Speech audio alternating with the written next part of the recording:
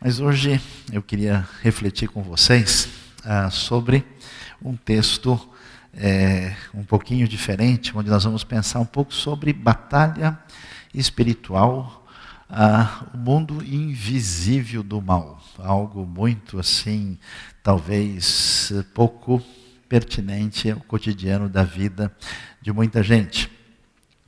Atos capítulo 19, começando com o versículo 11, diz o texto seguinte: Deus fazia milagres extraordinários por meio de Paulo, de modo que até lenços e aventais que Paulo usava eram levados e colocados sobre os enfermos. Esses eram curados de suas doenças e os espíritos malignos saíam deles. Alguns judeus que andavam expulsando espíritos malignos tentaram invocar o nome do Senhor Jesus sobre os endemoniados, dizendo: em nome de Jesus, a quem Paulo prega, eu lhes ordeno que saiam. Os que estavam fazendo isso eram os 7 filhos de Seva, um dos chefes dos sacerdotes dos judeus. Um dia, o espírito maligno lhes respondeu: Jesus eu conheço, Paulo eu sei quem é, mas vocês, quem são? Então o endemoniado saltou sobre eles e os dominou, espancando-os com tamanha violência que eles fugiram da casa nus e feridos. Quando isso se tornou conhecido de todos os judeus e gregos que viviam em Éfeso, todos eles foram tomados de temor. E o nome do Senhor Jesus era engrandecido. Muitos dos que creram vinham e confessavam e declaravam abertamente suas más obras. Grande número dos que tinham praticado ocultismo reuniram seus livros e os queimaram publicamente. Calculado o valor, este chegou a 50.000 dracmas. Dessa maneira a palavra do Senhor muito se difundia e se fortalecia. Depois dessas coisas, Paulo decidiu no espírito de Jerusalém, passando pela Macedônia e pela Caia. Ele dizia: depois de haver estado ali, é necessário também que eu vá visitar Roma. Então enviou a Macedônia 2 dos seus auxiliares, Timóteo e Erasto, e permaneceu mais um pouco na província da Ásia. Pensando numa comunidade saudável, ela significa uma comunidade que é espiritualmente saudável. E essa comunidade de seguidores de Jesus, que quer abençoar a vida dos outros e levar a palavra de Deus para os outros, muitas vezes a gente vai encontrar certas coisas que a gente não estaria esperando muito. Eu nunca me esqueço de alguns anos atrás, bem próximo daqui, eu tinha encontrado um amigo, membro da igreja. Ele disse: olha, eu trabalho lá na Universidade de São Paulo e eu tenho um amigo. E esse amigo não está muito bem, está com os problemas da família, ele acha que a esposa dele está ficando maluca. E será que a gente pode fazer uma visita lá? Eu falei: pois não, vamos lá. Aí chegamos, uma distância talvez de uns 15 quilômetros daqui, entramos na casa dele e imediatamente a mulher, que ele entendeu que estava ficando maluca, estava sentada na casa. A gente mal entrou, ela olhou com o olho estatelado para a gente e disse: o que vocês estão fazendo aqui? Eu não quero vocês aqui, eu odeio vocês, e principalmente esse livro que vocês têm na mão, tenho vontade de pegar esse livro, rasgar e jogar ele fora. A gente percebeu então que nós não estávamos mais lidando com uma situação natural. Com muita calma e tranquilidade, nós chamamos aquela pessoa, começamos a orar em nome de Jesus, e surpreendentemente aquela mulher, como se fosse uma estátua, caiu em ângulo de 90 graus no chão. Depois de mais um momento de oração, ela se sentiu melhor, se sentiu bem, e depois, tranquila e sossegada, ela passou a conversar normalmente e falar que estava muito aflita, dizendo que o seu pai havia morrido e que o seu pai supostamente estava aparecendo para ela e que, portanto, ela não sabia como lidar com isso, e ela buscou um grupo ocultista, estava se envolvendo com isso e com muito sentimento negativo na vida, e gastava de passar longas horas no cemitério, absolutamente dominada por uma depressão profunda.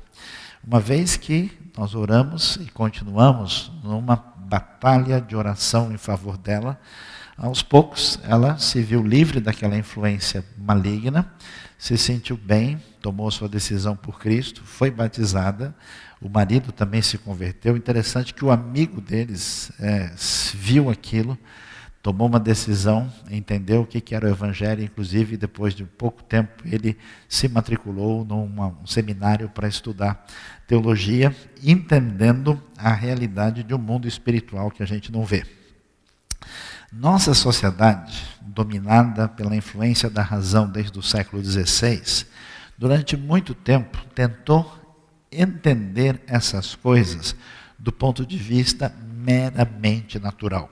Ou seja, isso tem explicação sociológica, isso tem explicação psicológica, isso tem explicação de diversas maneiras, e é verdade que muita coisa que as pessoas imaginam ser de ordem espiritual, tem outro tipo de explicação. Mas a Bíblia é muito clara em afirmar, primeiro, a realidade do poder do mal. Vale a pena a gente olhar o que o texto de Lucas, capítulo 10, nos diz.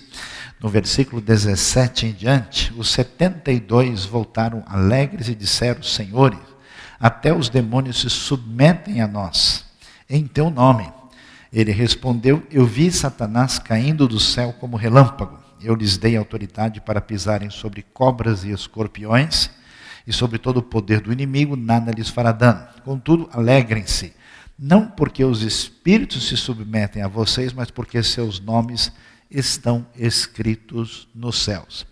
Nós vemos como Jesus trata essa realidade de Satanás e dos espíritos maus como uma realidade que de fato interfere e atinge a vida das pessoas. E que quando nós sairmos com a luz do Evangelho, com a palavra de Deus, e tentarmos abençoar as pessoas, muitas vezes nós vamos encontrar uma situação dessa maneira que precisa ser encarada de frente. E o que é necessário entender? Há muitas pessoas que de fato estão debaixo de uma influência maligna direta. Isso deveria ser visto com uma certa naturalidade. Por quê? Porque até mesmo pessoas que conhecem a Deus, pessoas que servem a Cristo, estão sob algum tipo de influência maligna, assim, em certas ocasiões. Quer ver que coisa interessante e surpreendente? 2 Coríntios capítulo 12, quando fala da vida do apóstolo Paulo, ele vai nos dizer, no verso 7, para impedir que eu me exaltasse por causa da grandeza dessas revelações, foi-me dado um espinho na carne, um mensageiro de Satanás para me atormentar.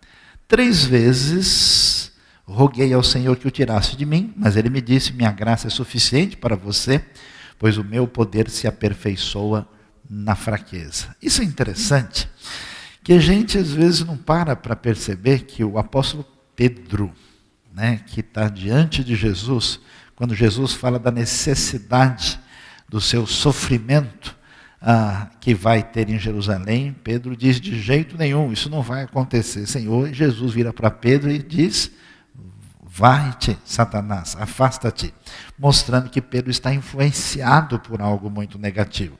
O apóstolo Paulo, na sua vida, na sua jornada, a Bíblia diz que sob permissão divina, em função daquilo que poderia talvez ser até um problema maior, para que ele não se exaltasse por causa de revelações extraordinárias, Deus permite que um espinho na carne, que é chamado de mensageiro de Satanás, e até hoje ninguém nunca entendeu isso direito, ninguém deu uma explicação definitiva, atinge a vida de Paulo. Por que isso é tão importante? Porque quando a gente olha a realidade do mundo, a realidade da obra de Deus, as coisas que acontecem na nossa vida, do ponto de vista exclusivamente natural, não só a gente acha que a gente depende da nossa força e do nosso poder, mas a gente não consegue observar certas realidades que estão fora dessa dimensão e achamos que a nossa mera prepotente ação humana vai ter condição de resolver todas as coisas. A força satânica existe nesse mundo, poderes espirituais, a Bíblia chama de principados, potestades, existe uma espécie de organização dessas forças que atuam na vida de muitas pessoas e atingem a vida dessas pessoas. É muito difícil ler o Novo Testamento e admitir a ideia que uma pessoa que seja verdadeiramente cristã e que tenha o Espírito de Deus na sua vida possa ficar possessa e dominada completamente por um espírito mau. É como se, Deus e o diabo dividissem o condomínio lado a lado. A coisa é muito estranha, muito difícil, não tem nenhum fato. Mas pessoas que pertencem a Deus, pessoas que são cristãos, pessoas que estão na sua, inclusive, jornada ministerial, sofrerão muitas vezes forte opressão, sofrerão muitas vezes ataques, lutas e dificuldades que eles podem tentar analisar apenas naturalmente, quando a realidade ultrapassa esse limite. Mas gente sem Deus, gente sem proteção, e eu nunca entendi por quê. Algumas pessoas parecem ter uma proteção com respeito a essas coisas e outras não.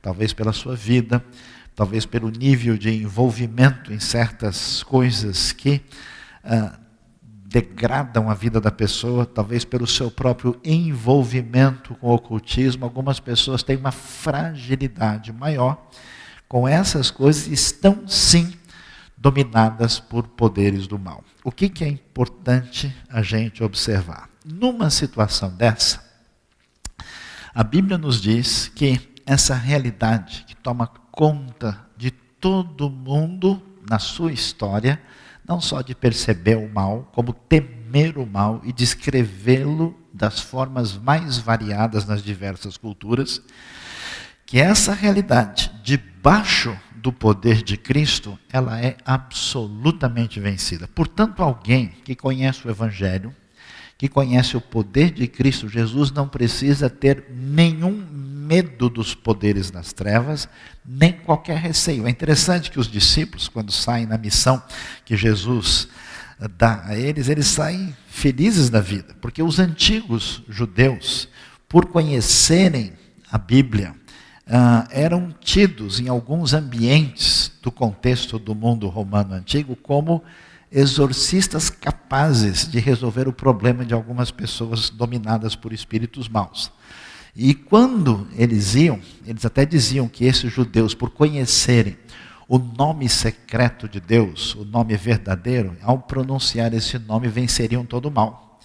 E o que a gente vai perceber é que a Bíblia vai dizer que a vitória de Cristo, que o poder de Deus manifesto no nome de Jesus é poderoso e capaz de vencer toda influência do mal que existe. Isso é importante por quê? Porque algumas pessoas, quando descobrem que a realidade puramente racional não dá conta da experiência que nós temos, e por alguma razão tem alguma experiência próxima disso, começam a cair na armadilha de achar que o sujeito que faz isso tem algum poder, cai na armadilha de talvez tentar desenvolver algum ritual específico. Alguns passam a conversar com espíritos maus e até desenvolver estratégias de lidar com eles a partir dessas conversas, o que não tem nenhum fundamento, nenhuma segurança. Jesus jamais, muito menos os apóstolos, conversou com demônios e fez uma negociação com eles: olha, eu vou sair se vocês derem 3 cambalhotas e um salto mortal. A coisa nunca funcionou dessa maneira. A Bíblia deixa clara que a autoridade está no nome de Jesus. Aqui é interessante, o texto diz uma coisa, eu li de propósito para ele poder incomodar a gente, Ler a Bíblia, só os textos que você gosta não tem graça, tem que ler aqueles que incomodam a sua maneira de pensar. É interessante que o povo, vivendo nesse ambiente de Éfeso, aqui nós estamos na 3ª viagem missionária de Paulo, ele vai ficar cerca de 3 anos em Éfeso. Aquele povo, quem visita Éfeso, conhece a realidade, percebe a relação que havia com os cultos pagãos, o culto da deusa, os cultos, inclusive, de mistério, que era altamente ligados a um ocultismo, inclusive, às vezes sangrento e bizarro pela sua maneira de ser. A gente vai ver como essa influência espiritual negativa estava presente na cidade. E o povo, desesperado, levava lenços e aventais que que Paulo usava, colocando sobre os enfermos que eram curados das doenças e os espíritos malignos saíam deles. Isso é apenas um sinal de uma demonstração de fé. A gente vai ver isso no Novo Testamento, que às vezes alguma espécie de situação dessa aparece, não como se o objeto ou o ritual em si tivesse poder, mas ele era apenas um sinal da manifestação concreta da fé de uma pessoa.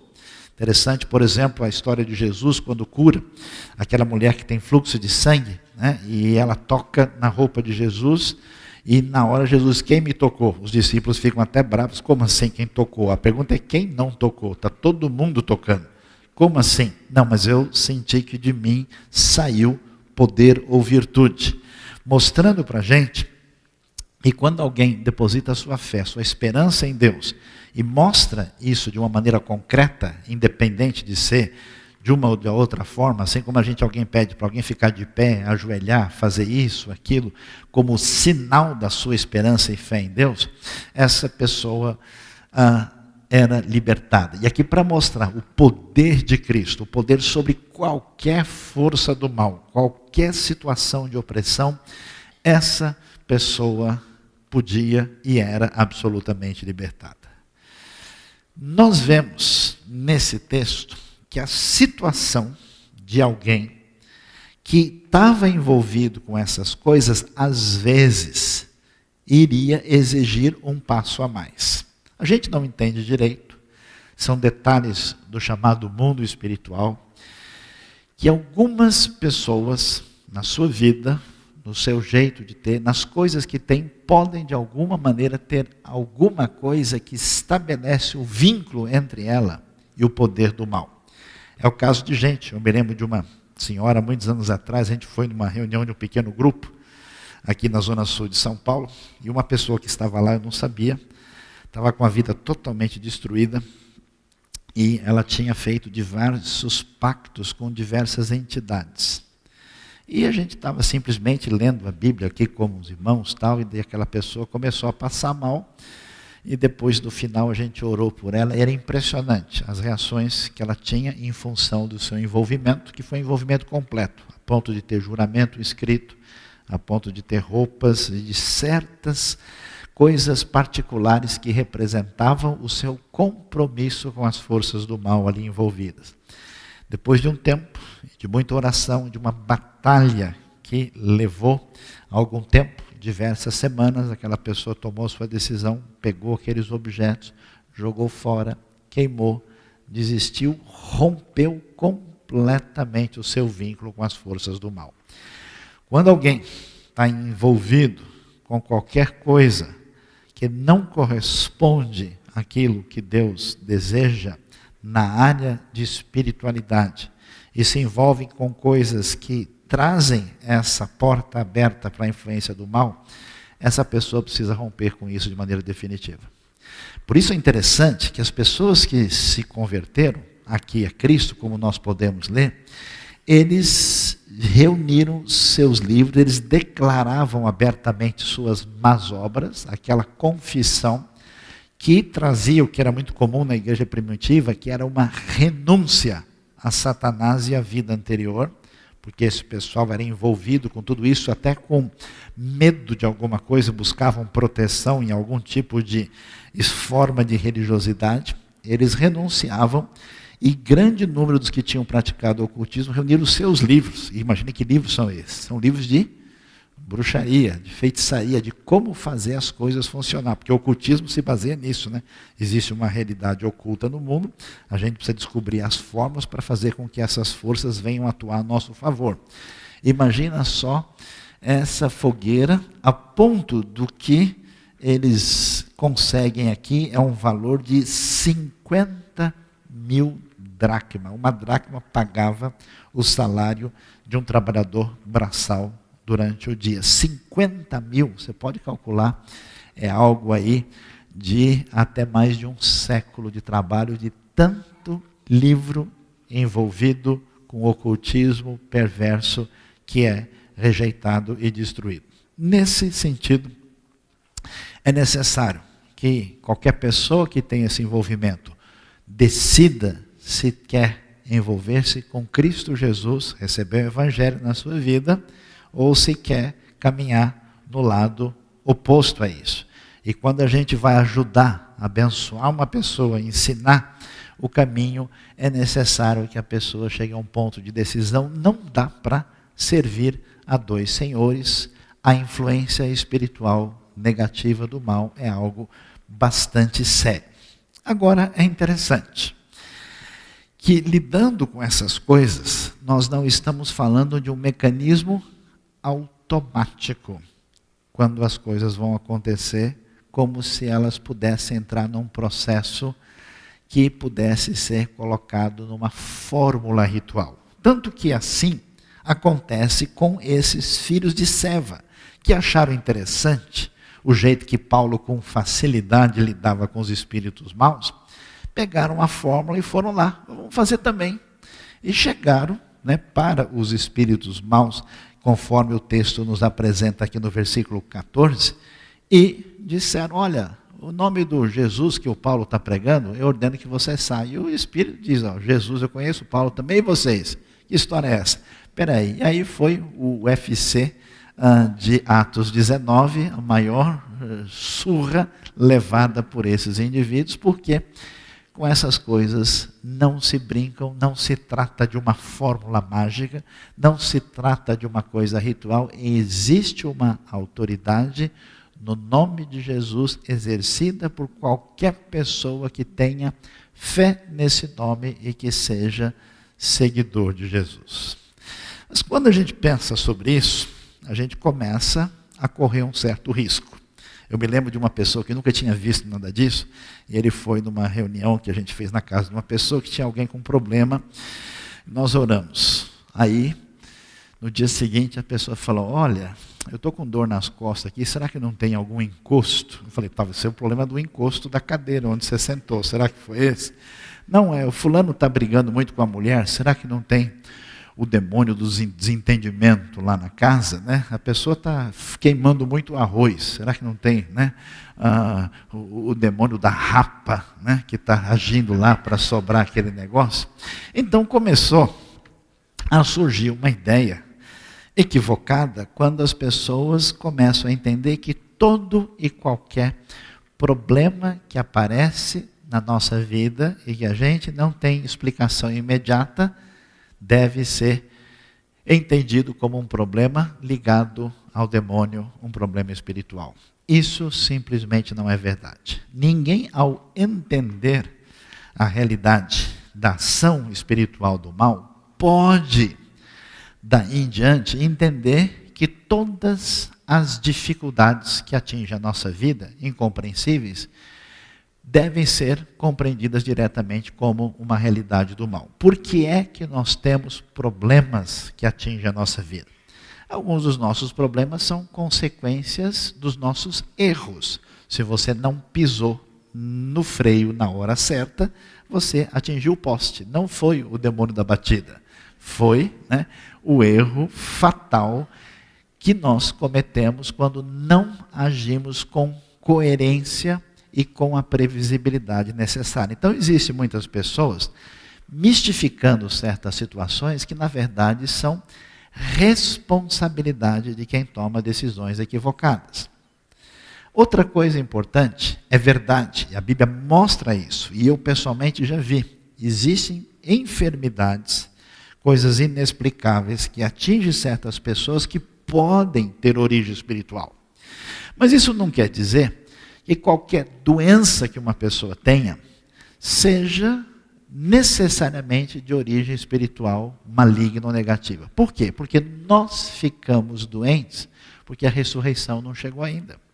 Nós temos um organismo frágil, nós temos as nossas limitações. Eu gosto de brincar, quando eu estou de óculos, eu pego o ônibus, sem óculos o ônibus me pega. Porque não chegou o momento ainda da gente poder ter todo o nosso organismo funcionando. Então existe uma espécie de fanatismo ou extremismo, ou atitude equivocada de pessoa que vou expulsar o demônio da diabetes. É melhor você tirar o açúcar, esse negócio não vai funcionar direito. A pessoa começa a entender equivocadamente a situação. Por que é que a gente se trata? Por que é legítimo tomar remédio? Por que é correto ir ao médico? Porque nós temos fragilidade de organismo enquanto a ressurreição não chega. Por isso Paulo, por exemplo, quando Timóteo está com um problema de estômago, Paulo não disse para ele lá em 2 Timóteo 5:23, Timóteo, está amarrado, queima ele, Jesus. Não, ele diz para ele, mistura água com vinho por causa das suas frequentes dores de estômago. Então, é muito importante tomar um certo cuidado e entender que alguns problemas que atingem a nossa vida são problemas de origem física, devido à nossa limitação e fragilidade. Há problemas que são decorrentes de equívocos e erros que nós fazemos e estamos colhendo consequências, especialmente aquilo que parece ser, às vezes, um problema que pode ter relação com o demonismo. O que tem a ver com relação com o demonismo? Quando você vê uma pessoa fazendo coisas que parecem loucura, que não tem qualquer sentido. Conheci uma pessoa, por exemplo, que de repente ela perdia a sua consciência, acordava em outro lugar, sem saber como tinha chegado lá. E como é que isso acontece? Nessas situações, onde a pessoa parece ter uma situação de desequilíbrio mental, nós temos 3 possibilidades. Há casos de pessoas que, por causa da sua vida, da sua relação inadequada com Deus, essa pessoa pode estar debaixo de uma influência espiritual maligna. O que a gente faz com uma pessoa dessa? A gente reúne pessoas maduras, ora por essa pessoa, e se a pessoa tiver qualquer situação desse tipo, esse problema irá se manifestar e a pessoa pode ser liberta e modificada da sua situação por causa do poder que há no nome de Jesus. Há pessoas que mostram desequilíbrio na sua conduta. Por quê? Porque às vezes a pessoa tem um problema psiquiátrico. A pessoa tem, assim como a gente tem fragilidade no organismo, que atinge o nosso sangue, que atinge as nossas células do coração, células ósseas, células de outra maneira, há pessoas que a fragilidade atinge o funcionamento do seu cérebro. Um problema psiquiátrico exige remédio.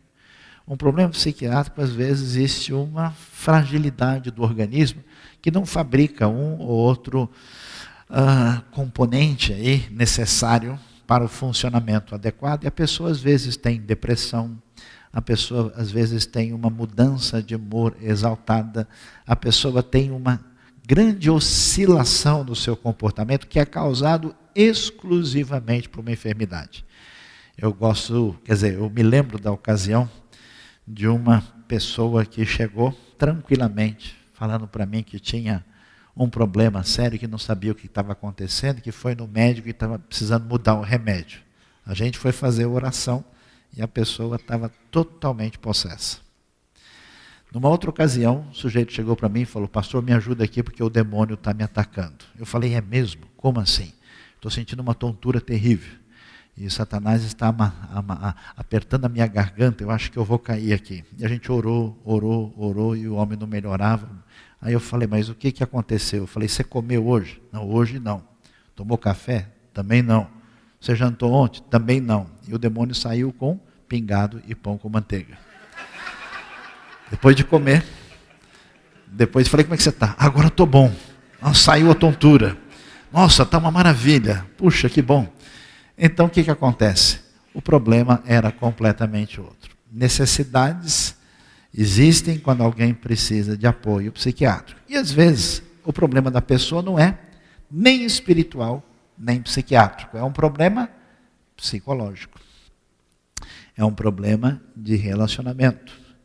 Nós somos muito complexos por dentro. Há pessoas que sofreram traumas na sua vida, sofreram violência de uma forma ou de outra.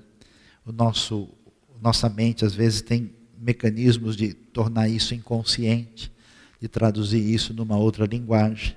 Pessoas que guardam ódio, pessoas que têm dificuldade de perdoar os outros, pessoas que tiveram um problema intenso na relação com seu pai, com a sua mãe.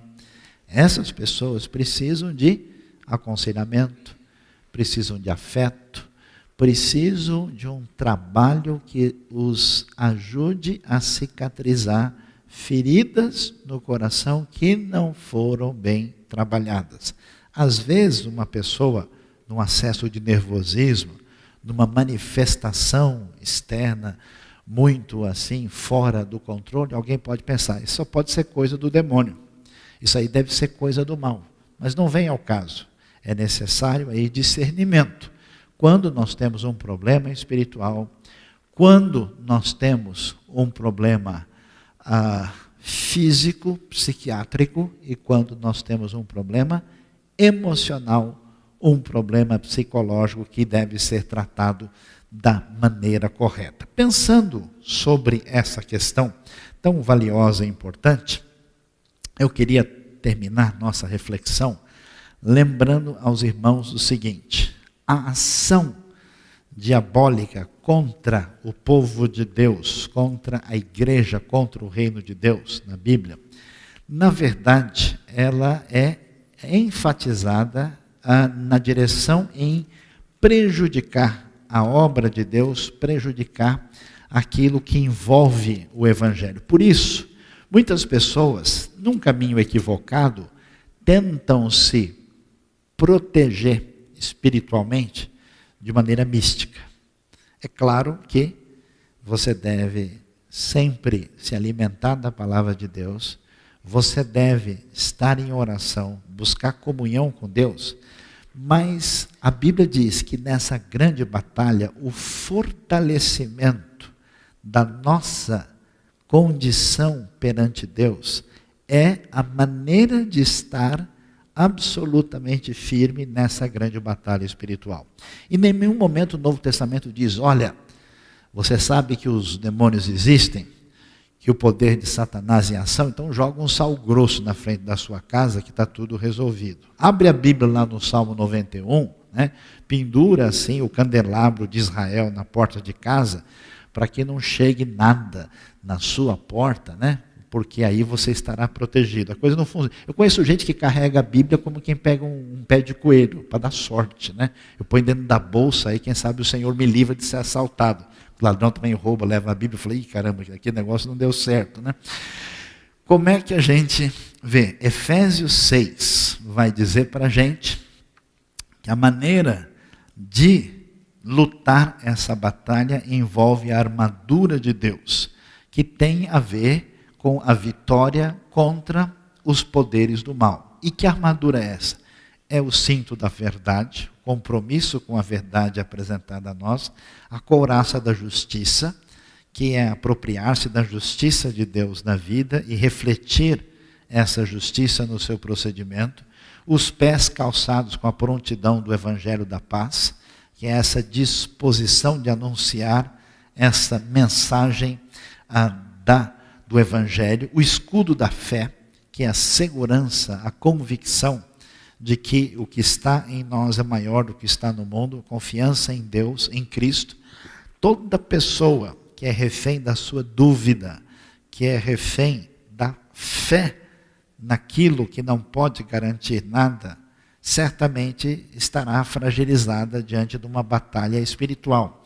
A confiança de que Deus é bom, a confiança de que Ele é poderoso e que eu estou em aliança com Ele em Cristo é a firmeza, especialmente por esses crentes novos que tinham medo dessas entidades. Essa palavra era muito importante.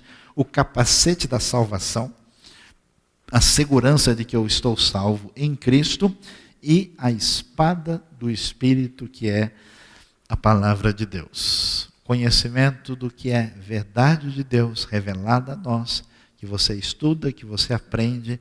Eu acho interessante como tanta gente nos últimos tempos tem lido a Bíblia de uma maneira meio esquisita. É uma leitura assim, para proteger, né? A pessoa lê um salmo de noite assim, para ele dormir bem. Não vai chegar nenhuma peste noturna hoje aqui, né?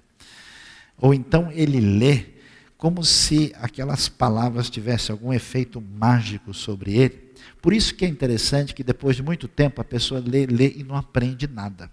Ele tem 200 anos na igreja e ele não sabe coisa nenhuma, porque a leitura não passa pela sua mente, ela não transforma a sua compreensão, ele não lê com entendimento. A firmeza em Deus e no Evangelho é força total na resistência contra o mal. E a última palavra que precisa ser considerada é o que nos diz o livro de Tiago. Como é que alguém vai de fato resistir ao que é errado, o que é ruim? Não abrindo a sua vida para entrar numa rota de colisão contra Deus. Fiquei impressionado com uma pessoa que estava totalmente dominada por forças malignas, totalmente possessa, provavelmente uma grande quantidade de espíritos. E depois de oração e libertação, essa pessoa, pouco tempo, abandonou completamente a sua relação com Deus e voltou numa segunda ocasião pior ainda. Há muitas pessoas que querem apenas que Deus ajude a sua vida, mas não querem se submeter a Deus, à vontade de Deus. Tiago 4:7 vai dizer para a gente o seguinte: portanto, submetam-se a Deus, numa oposição ao orgulho e à arrogância. Resistam ao diabo e ele fugirá de vocês. Submeter-se a Deus é aceitar que Deus tem ideias melhores que as minhas, que a sua orientação é superior. Se você tem descaso em relação às coisas espirituais, você não se interessa de verdade por crescer no conhecimento e na graça do Evangelho, e é um mero frequentador de igreja, e vem de vez em quando porque de repente é o melhor programa que dá para fazer hoje é esse, e não tem uma relação de interesse sério, a sua vida está aberta para uma influência negativa e perigosa. Submeta-se a Deus, aceite a orientação, aceite a sua palavra, a sua direção para a nossa vida e resista, rejeite qualquer elemento ligado ao mal. E é interessante o texto, ele fugirá de vocês. Então, em vez de a gente sair correndo com medo do diabo, é ele que está em alta velocidade virando a próxima esquina. Deus abençoe a nossa vida, nos ajude a entender a realidade espiritual do mundo que não pode ser visto com a devida atenção, com o devido equilíbrio, e que Deus ajude você na sua vida a compreender isso e ajude você a abençoar, talvez, pessoas que vão precisar da sua ajuda e da sua orientação nesse aspecto.